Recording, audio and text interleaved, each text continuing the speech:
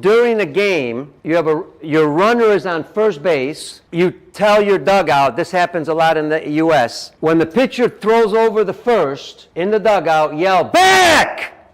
Yes? Okay. Did you ever ask yourself why you do that? If I was a player and I came up to you as a coach and I said, "Coach, why are we doing that?" What would your answer be? And remember, everything I'm telling you, I did. Okay? I taught that. But why would I teach that? Why? To help the runner. Okay. WHY. I want to know why. And is it the best way? The answer of why is not because you're trying to help the runner. Realistically, by the time you yell back, if he's listening to that, he's probably picked off. No. Because by the time the ears hear it, the brain gets it, and the body, and it transfers to the body, it's a little bit too late. I guess it can't hurt, but it's really not the main focus, is it? The main focus is to keep the players in the game, to get these players to look at his move so they understand the move. But I believe you constantly practice all the time. I'll give you another example. I want you to open up your minds a little bit, whether it's Japan or Asia or Korea. It's very traditional countries, play the game very traditional, just like we do. And sometimes you don't have a lot of changes. It takes a longer time to make a change. And I believe as coaches, we need to challenge ourselves and ask ourselves why we're doing everything we do. And is it the best thing for our players? When a pitcher is throwing between innings, traditionally is done all over the world, after the 8th pitch, they throw down to second base, right?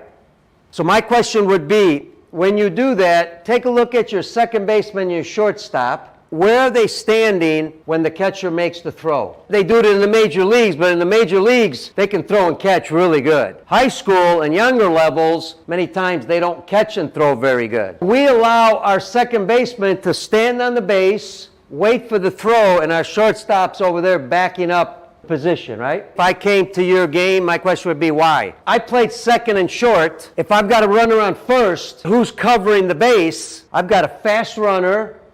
Ball's not hit my way before I break. I've got to get to the base, turn, get over the base, get the catch, put the tag. I also know that's not an easy skill because it happens fast and you don't know if the ball's always going to be in that spot. The question is, when are you practicing that? We practice it every inning. No matter what level, younger players, I won't allow them to sit at the base and just catch the ball. I want them to do exactly what's going to happen for a game. Open mouth communication, closed mouth, who's got the base. As soon as the pitcher delivers the pitch, I want them to, whether they're coming in, they're looking, as the ball crosses, boom, now they go. Also, why are we always throwing to second base? Why are we not throwing to third? Why are we not throwing to first? Do catchers not throw to first base to pick a runner off? Do they not throw to third to get a runner? Good. So we will mix it up every inning. Many colleges have changed some of that in the U.S., but I didn't get that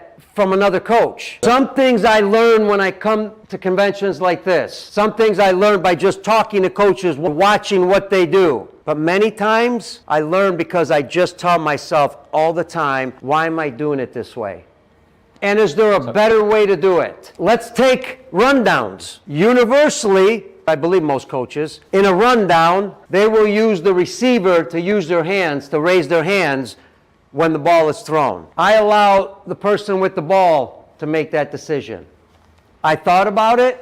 I listened to coaches. I made the decision. The person with the ball has the best decision, decide when they throw the baseball. We allow one fake. This is just our philosophy. One fake, and if we fake and the runner stops, we can tag them. The receiver knows that we allow one fake. Now, the question would be, why do I do it that way, right? You might ask, why have the person throwing the ball make the decision? Why not the receiver, like it's traditionally been done many years? The person with the ball sees the runner in front of them and also the receiver in front of them. One of the hardest skills is to run as fast as you can and then throw the baseball. My concern is when I raise my hands this way, visually the person sees it, then it has to transfer to the brain, and then you throw the baseball. The timing for me is what I don't like. So we've got to ask ourselves why we're doing certain things. Is there a better way to do it?